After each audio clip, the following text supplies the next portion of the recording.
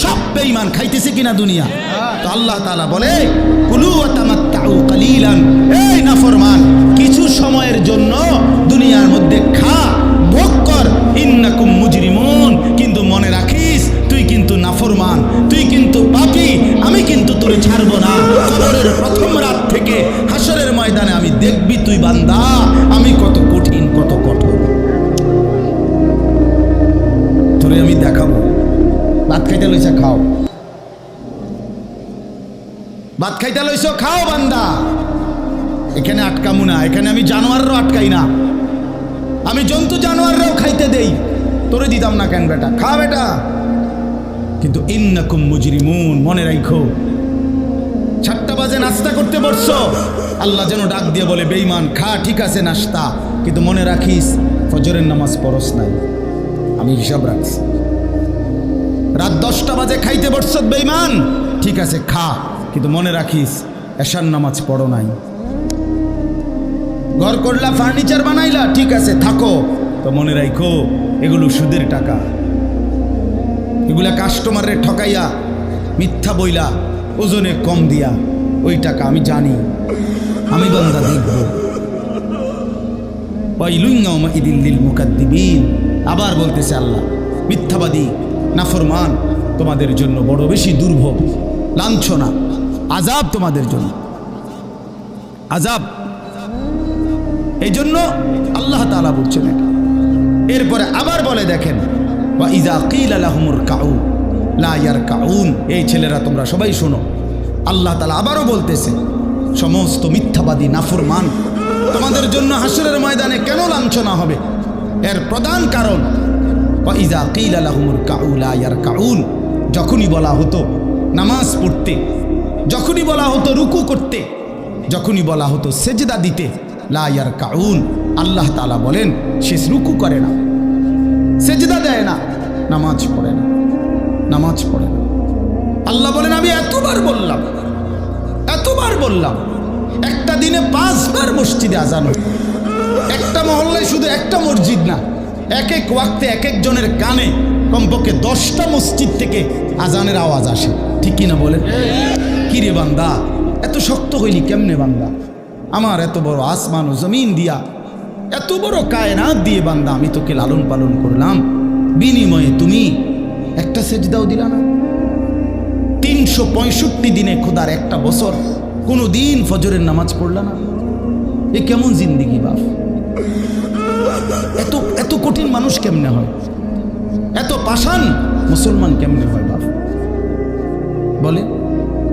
আর কতগুলো কথা বললে বলেন। এই জন্য নওজোয়ান আমার অনুরোধ রইল, নওজোয়ান নিজেরে বরবাদ করে দিও না বাপ, নিজেরে শেষ করে দিও না, নষ্ট করে দিও না, কষ্ট পাইবা বাপ। একদিন কবরে তোমার 14 গোষ্ঠীর কেউ থাকবে না, একদিন হাসরের ময়দানে তোমার পাশে কেউ থাকবে না, তুমি শুধুই একা। আল্লাহ তাআলা বলছেন বান্দা আমি এত বড় কোরআন নাজিল করলাম, তারপরে আর কি বললে তুমি ঈমান আনতে, আর কেমনে বলতাম আমি? নবীজি জিজ্ঞেস করবে, খোদার কসম নবী জিজ্ঞেস করবে, উম্মত 23টা বছর আমি দিন রাত কাঁদছি রে উম্মত, তুই জানোস না উম্মত আমি তোর জন্য কি পরিমাণ কাঁদছিলাম, সারাটা রাত আমি কেঁদেছি, তায়েফের পাথরের আঘাতে আমার পিঠ ছিদ্র ছিদ্র করে ফেলছে, আমি ক্ষুধার কষ্টে পেটে পাথর ভাঙছি, আমার ঘরের চুলায় আগুন জ্বলে নাই, আমি দান্দার শহীদ করে সারাটা দেহ রক্ত মাখা হয়ে বেহুশ হয়ে উহুদের প্রান্তরে পড়েছিলাম, এত কাঁদলাম, এত রক্ত ঝরাইলাম, 23 বছরের বিনিময়ে উম্মত আমি বুঝি তোর কলজাটা নরম করতে পারলাম না। কি বলবেন ভাইয়া? এই ছেলেরা বাপ কি বলবা তোমরা বলো দোস্ত? আমরা যারা মুমিন নিজেদেরকে চিনি, জানি যে আমরা মুসলমান, আমরা মুমিন, তো আমাদের কাছে আল্লাহ তাআলা সবচেয়ে গুরুত্বপূর্ণ একটি জিনিস চায়। কোরআনুল কারীমে আল্লাহ তাআলা আমাদের মুমিনদেরকে, ইমানদারদেরকে ডাক দিয়ে দিয়ে বারবার এই চাওয়াটা বলেছেন, ইয়া আইয়ুহাল্লাযীনা আমানুত্তাকুল্লাহ। এই কথাটা আল্লাহ তাআলা কোরআনুল কারীমে বহুবার বলছি, হে ইমানদারগণ, হে মুমিনগণ, তোমরা যারা বুঝো যে তোমরা মুসলমান, তোমরা মুমিন, তোমরা ইমানদার, তো আমি আল্লাহ তোমাদেরকে বলছি, ইত্তাকুল্লাহ, তোমরা তাকওয়া অবলম্বন করো, তাকওয়া অবলম্বন করো, আল্লাহকে ভয় করো, তাকওয়া গ্রহণ করো। এই কথাটাই তাকওয়া। প্রত্যেকটা ইমানদার, প্রত্যেকটা মুসলমান, ছোট বড়, জওয়ান বুড়ো, আমাদের সমস্ত ব্যক্তিকে আল্লাহ তাআলা বলেছেন বারবার, ইত্তাকুল্লাহ, আল্লাহকে ভয় করো, মানে তাকওয়া অবলম্বন। ছেলেরা তোমরা ভাই এই হাতে ধরা যে মোবাইলগুলো এটা নামায় ফেলো। আরে ভাইয়া, আমাদের চেহারার দিকে তাকাই আসো, শুধু শুধু এই মোবাইলটা নিয়ে ব্যস্ত হওয়ার কিচ্ছু নাই বাপ। এতে এমনিতেই মোবাইলে অনেক বয়ান আছে অনর্থক, এটার দিকেই যদি পুরা তাকায়া থাকো তো তাইলে আলেমের দিকে তাকাইবা কেমন? এই জন্য দোস্ত, এটা জরুরি বিষয়, এটা এতটুকু বোঝা উচিত, সবসময় মনে রাখা দরকার। সারাক্ষণ মোবাইল এটা নিয়ে ব্যস্ত থাকা, এটা আসলে একটা অসভ্যতা ছাড়া আর কিচ্ছু। এটা এত পাগল মানুষ হয় না আসলে। সামান্যতম বিবেক কাজ করা উচিত, বুদ্ধি বিবেচনা, নিজের আকল দেমাগ কাজ করা উচিত, যে ভাই আমি কতক্ষণ। এক মানুষ বুঝি সারাদিন এটা নিয়ে থাকে, তাহলে আমাদেরকে আল্লাহ তাআলা কেন বানাইলেন? এই পৃথিবীতে আমরা আসলাম কেন? আমার জীবনের উদ্দেশ্যটা কি?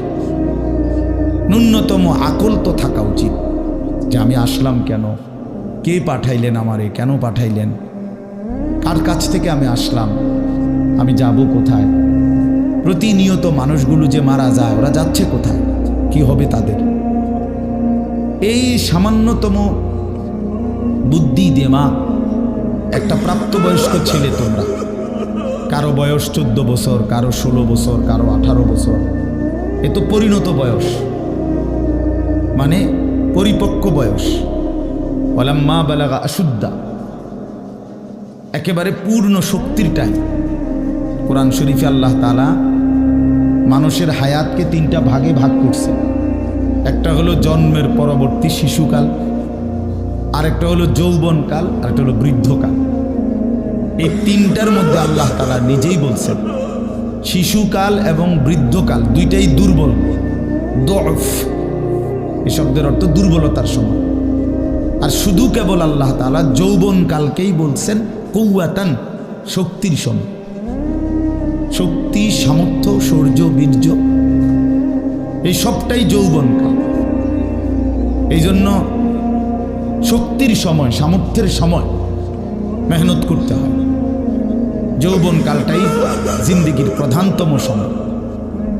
ভালো কিছু করলেও এই টাইমে, নিজেরে নষ্ট করে দিলেও এইটাই, গড়লেও এই হায়াত, এইটাই সুযোগ, বরবাদ করে দিলেও এটা সুযোগ।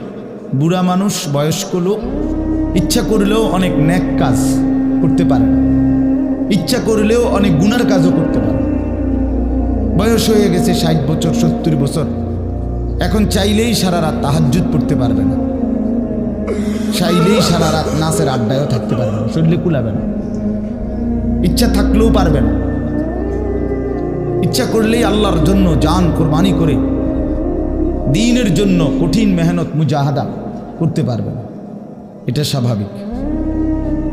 আমার মনে আছে একটা সময় 2.5 ঘন্টা 3 ঘন্টাও পায়ে হাইটা কোথাও মাহফিলে গেছে, এখন আর এটা সহ্য হয় না। তাইলে হায়াতের একটা অংশ আছে মানুষের। এই জন্য প্রিয় ভাই, সবাইকে বললাম, তুমি যদি কমপক্ষে নিজের হায়াতের কদর না করো, নিজেকেও যদি কমপক্ষে না বুঝলা, তো কি বুঝলা জীবন? এই সমাজ, এই দেশ, এই জাতি, নিজের এলাকা, পাড়া, মহল্লা, কারো কোনো উপকার করলা না, কমপক্ষে নিজের উপকার তো করো।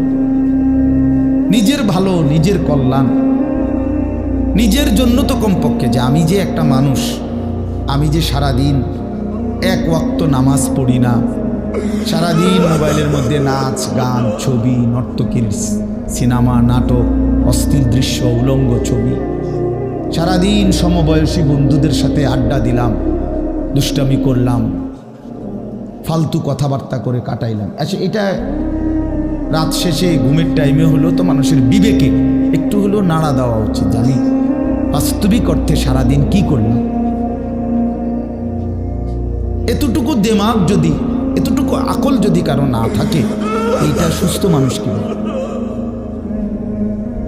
এ তো স্বাভাবিক মানুষ না ভাই, এ তো প্রতিবন্ধী, এ তো পাগল, মাতা, অসুস্থ মানুষ।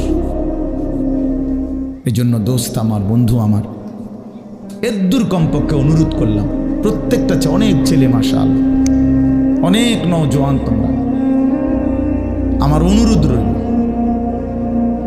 এতটুকু দিল দিয়া ভাইব, নিজেরে নিয়ে শুধু ভাইব, আর কিছু না করো, নিজেরে ভাইব। রাসূলুল্লাহ সাল্লাল্লাহু আলাইহি সাল্লাম বলছেন, এক সাহাবী একদিন নবীজিকে জিজ্ঞেস করছে, হুযাইফা, ইয়া রাসূলুল্লাহ, আমি যদি দ্বীনের উপরে চলতে গিয়ে কখনো এমন হয় যে আমার সাথে কেউ নাই, সবাই আল্লাহর নাফরমানিতে লিপ্ত, আমি শুধু একা, তখন আমি কি করব? আল্লাহর নবী সাল্লাল্লাহু আলাইহি সাল্লাম বললেন, ওয়ালাউ আন তাআদ্দা বিআসলি শাজারাতিন, প্রয়োজনে তুমি একটা গাছের গোড়ালি, শিকড় কামড়াইয়া ধইরা পড়ে থাকবে একা, তারপরও দিন ছাইরো না, আল্লাহকে ছাইরো না, ইবাদতকে ছেড়ে দিও না। সবাই বলতে যাক, সবাই নষ্ট হয়ে যাক, সবাই চরিত্রহীন হয়ে যায়, তারপরেও কমপক্ষে নিজের হেফাজত। রাসূলুল্লাহ সাল্লাল্লাহু আলাইহি ওয়াসাল্লাম বলছেন, মানুষের মধ্যে অন্যায়, নাফরমানি, মানুষের মনের চাহিদা, খেয়াল খুশি, খামখেয়ালি, এগুলো যখন বেড়ে যাবে, আল্লাহ নবী সাল্লাল্লাহু আলাইহি সাল্লাম বলছেন, ফাআলাইকা বিখাসাতি নাফসি, শুধু তখন নিজেরে আঁকড়ায় ধরো, ওয়া দাইল আওয়াম, যাও না পারলে মানুষের ছেড়ে দাও যে আমি আর পারলাম না, কিন্তু কমপক্ষে নিজেরে নষ্ট করো না, নিজেরে বরবাদ করো, নিজের নামাজটুকু পড়ো, নিজের চরিত্রটা ভালো রাখো। এটা কি জীবন যে আমি বানের পানির মতো, স্রোতের মতো ভাইসা গেলাম, চরিত্রহীনতায়, অশ্লীলতায়, বেহায়াপনায়, রাত শেষে, দিন শেষে। জন্য ভাই আমি এটা অনুরোধ করলাম, আমি আরো পরে বললাম বলে এখনই বলে ফেললাম, বাস্তবিক যে আমরা যেন প্রত্যেকে, বয়স্ক মানুষ যারা আছেন, চাচারা, বাবারা, আপনারাও ভাইবেন, শেষ পর্যন্ত হায়াতের শেষ সময় ইনসাফের সাথে চাচা জিন্দিগির হিসাব মিলায়েন। আসলে ওয়ালতানজুর নাফসুম মা কদ্দামাত লিগাদ, আল্লাহ তাআলা বলছে, বান্দা তোমাকে বলছি, বান্দা প্রতিদিন হিসাব কইরো, লক্ষ্য করো আজকে তুমি আগামীকাল আখিরাতের জন্য কি পাঠিয়েছ। ধরে নাও আজ তোমার মৃত্যু, তো এরপরে পৃথিবী থাকলে থাকতো আর কি, আমি তো আর নাই। আমি মরে গেলে ভাইয়া পৃথিবী মনে করো আরো অনেক দিন থাকছে, পৃথিবী ধ্বংস হয় নাই, বুঝলাম কিয়ামত আরো 100 কোটি বছর পরেই হোক না, কিন্তু আমি তো আর নাই, আমার হায়াত তো শেষ, আমি তো আর পৃথিবীতে ফিরবো না কোনোদিন। তো এরপরে পৃথিবীর সবাই যদি চাঁদের দেশেও চলে যায়, আমার কি লাভ? এরপরে মানুষ সব যদি স্বর্ণের বাড়িতেও থাকে, আমার কি ফায়দা? আমার ফায়দাটা কি ভাই? বাবা বলেন, সুদের টাকা দিয়া, ঘুষের টাকা দিয়া, হারামের টাকা দিয়ে, আল্লাহর নাফরমানি করে, অবৈধ পন্থায় হারাম রোজগার করে ঘর বাড়ি দিয়ে গেলেন, ছেলে পেলে করে, তো ছেলে পেলে করে দিয়ে গেলেন, কিন্তু আপনি তো থাকতেন না, আপনি তো খুব অল্প সময়ের ব্যবধানে কবরে চলে যাবেন, তো সেই কবরে কেমনে থাকবেন? তো নিজের ঘরকে অরক্ষিত করে, নিজের ঘরে ডাকাত রাইখা আপনি বুঝি আরেকজনের ঘর বাঁচাইতে গেলেন। আপনার ঘরের আগুন লাগছে, আপনি বুঝি আপনার ঘর নিভাইবেন না। এই বোকামি আমাদের বয়স্ক লোকরা করেন, শেষ বয়সে হারাম টাকা, সুদের টাকা দিয়া, অবৈধ টাকা দিয়া, কিস্তিতে টাকা দিয়া ঘর করে দিছে, জমি কিনে দিছে, বাজারে ভিট লইয়া দিছে, দোকান নিয়ে দিছে, বিদেশ পাঠাইয়া দিছে, বাপ হিসাবে 12 লাখ টাকা সুদে লিছে, কিস্তিতে নিছে। হায় মুসলমান, কি করলেন? ওই বিদেশ যাইতে যাইতে যদি আপনি মরে যান, এরপরে এই টাকা, এই হারামের টাকা দিয়ে আপনার কবর কি হবে? তো নিজের ঘর, নিজের কবর বরবাদ করে দিলেন কেন চাচা? এই জন্য দয়া করে বয়স্ক চাচা আপনাদেরকেও বলি, নিজের উপরে রহম করেন। 60 বছর বয়স, এখনো বিড়ি সিগারেট খান, তো ছাড়বেন কোন দিন? 60 বছর বয়স, এখনো চা দোকানে বসে বসে রঙিন টেলিভিশনে নাচ গান দেখেন, তো ছেড়ে দিবেন কোন দিন চাচা? হ্যাঁ, আপনি মরবেন কোন দিন? কবরে যাবেন কোন দিন? এখনো সময় হয় নাই। আখিরাতের কথা মনে পড়বার টাইম আজও হয় নাই।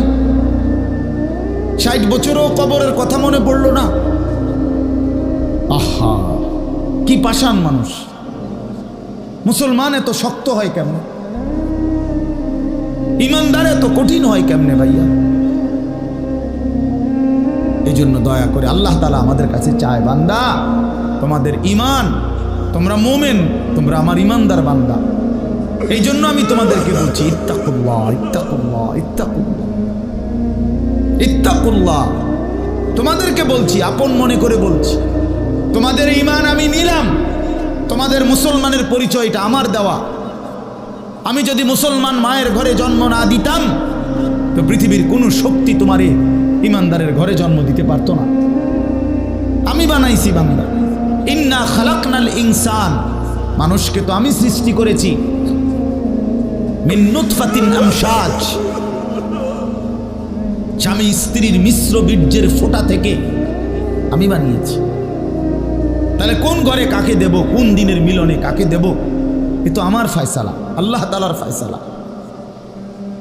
এই জন্য বাপ আমার, আল্লাহ তাআলা আমাদেরকে ঈমান দিয়েছেন, আমাদের মুসলমানের পরিচয় দিয়েছেন।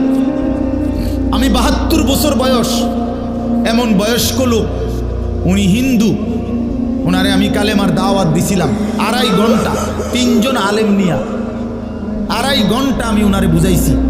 ওনার 2 ছেলে মুসলমান হয়ে গেছে, মুসলমান বড় হয়ে গেছে, ওরা বাচ্চা কাচ্চা নিয়ে সংসার। কিন্তু ওই চাচা 72 বছর বয়স, আমি নিজে অজরে কাঁদছি বেচারার সামনে, ওই চাচার সামনে চোখের পানি ফেলে কাঁদছি। আমরা 3 জন মাওলানা কাঁদছি ওনার সামনে, যে চাচা আপনার 2টা ছেলে মুসলমান, আপনি কালেমাটা একটাবার পড়েন, আপনি জাহান্নামের আগুন থেকে বাইচা যাবেন। উনি বলতেছেন আমি এটা পড়ব না, পড়ে নাই, একবারও বলে না। তখন আমি আমার সাথীদেরকে বললাম, দেখেন 72 বছর জীবনের চলে গেছে, এই লোকটার জবান দিয়া কোনোদিন তার মালিকের নাম উচ্চারণ হয় না। আর অথচ আমরা সেই ছোট্টবেলায় 2 বছর বয়সে মায়ের কাছ থেকে যখন কথা বলা শুরু হয়েছে আমাদের, মার মাধ্যমে, বাবার মাধ্যমে, ছোটবেলায় মক্তবের হুজুরের মাধ্যমে থেকে শুরু করে আজকে পর্যন্ত কত লক্ষবার, কত হাজারবার এই কালেমা আমরা, আল্লাহ তাআলা আমাদেরকে উচ্চারণের তৌফিক দান করছে। এই নিয়ামতের কি শুকর বাপ? আল্লাহ তাআলার এই দয়াটার শুকরিয়া কি করবেন? আল্লাহ যে আমারে মুসলমানের ঘরে জন্ম দিছে। আমি যদি কোনোদিন কালেমা না চিনতাম, আমি যদি কোনোদিন ইমানদারের ঘরে না হতাম, আমার জবান দিয়ে মৃত্যু পর্যন্ত যদি কোনোদিন কালেমা লা ইলাহা ইল্লাল্লাহ উচ্চারণ না হতো, তো আমার মৃত্যু হলে কি পরিণতি হতো? চির জাহান্নাম। পৃথিবীর সমস্ত ভালো কাজও যদি কোনো বেঈমান করে, আল্লাহর কসম হাসরের ময়দানে তার 1 কানা করি বিনিময় পাবে না। পৃথিবীর সবগুলো ভালো কাজও যদি করে, ঈমান এতটা দাম। ঈমান বিহীন, কালেমা বিহীন পৃথিবীর সমস্ত ভালো কাজ আখিরাতে কোনো মূল্য। ফালা নুকিমু লাহুম ইয়াউমাল কিয়ামাতি ওয়াজনা।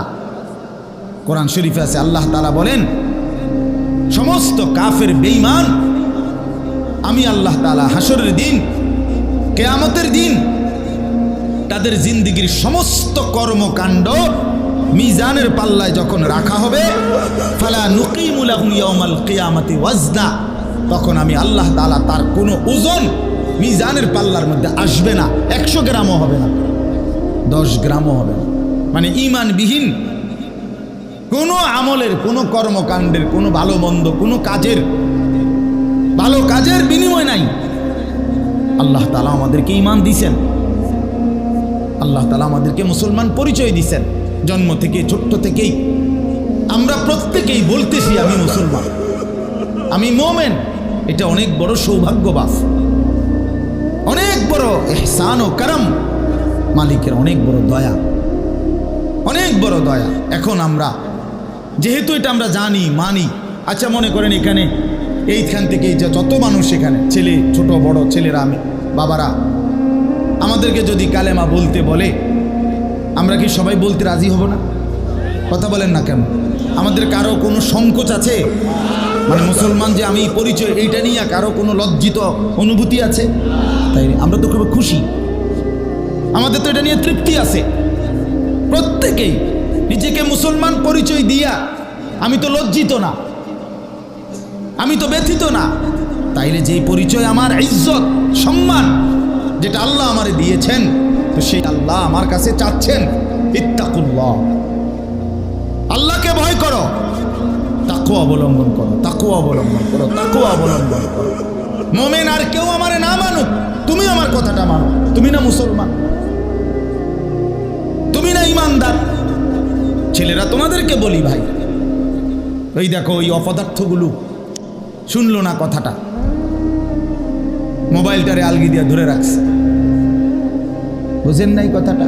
হ্যাঁ, আরো বলল কিছু মানুষ গাফেল থেকেই যায়, ওনাদের হিসাব হইল যে হাসরের ময়দানের হিসাব হবে মোবাইল দিয়া। মোবাইলে যদি জমা থাকে তাইলে কবরের আযাব মাপ, আর মোবাইলে যদি না পাওয়া যায় তাইলে কবরে আযাব হবে। এই হলো এখনকার হিসাব। এই জন্য যা দেখি, যা যখন যেটা সামনে পাই, আজকে আমাদের মাথায় ঢুকায় দিছে, যেটা পাও এইটারে মোবাইলে ধরে রাখবা, মোবাইলে উড়াইবা। কারণ হাসরের ময়দানে প্রত্যেক ফেরেশতা প্রত্যেকের শুধু মোবাইলটা জমা নিব, এবারে মোবাইলটা কম্পিউটারে চেক দিয়া ব্যস্ত দেবে। এই না হিসাবটা? কি মনে করেন?